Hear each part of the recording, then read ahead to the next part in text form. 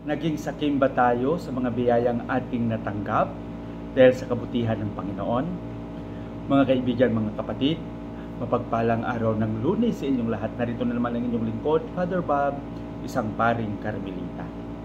Ngayon ay nasa ika-21 araw na tayo sa buwan ng Oktubre, 2024. Pagsikapan natin ng mabuti, mga kaibigan, yung mga aral na napupulot natin sa ating mga pagbasa, lalong-lalo na sa ating Ebanghelyo, at isabuhay ito ng buong kagalakan, ipahayag ng may buong katapatan.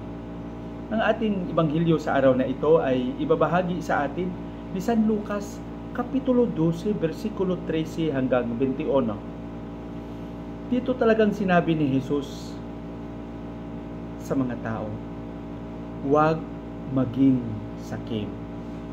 Ibig sabihin, kailangan pairalin natin sa ating buhay yung pagpapahalaga sa ating kapwa, yung pagdadamayan, yung pag-uugali na mapagbigay, dahil lahat ng nasa sa atin ay biyayang ibinigay ito ng Panginoon dahil sa kanyang kabutihan. Kaya yung isusukli natin sa kabutihan ng Panginoon ay yung taus-pusong mag-abot at magbahagi ng mga biyayang ito sa iba, lalong-lalo na sa ating kapwa.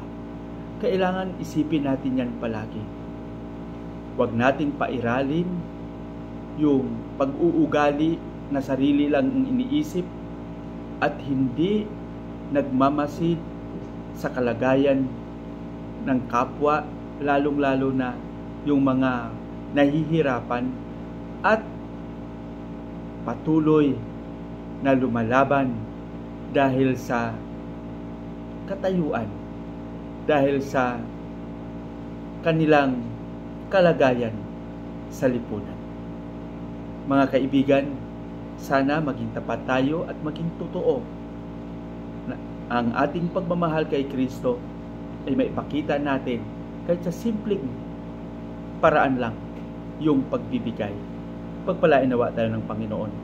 Sa ating panalangin, Panginoong Hesus, bukal ng buhay, turuan mo kaming mapagbigay at maipahayag namin ang iyong kabutihan.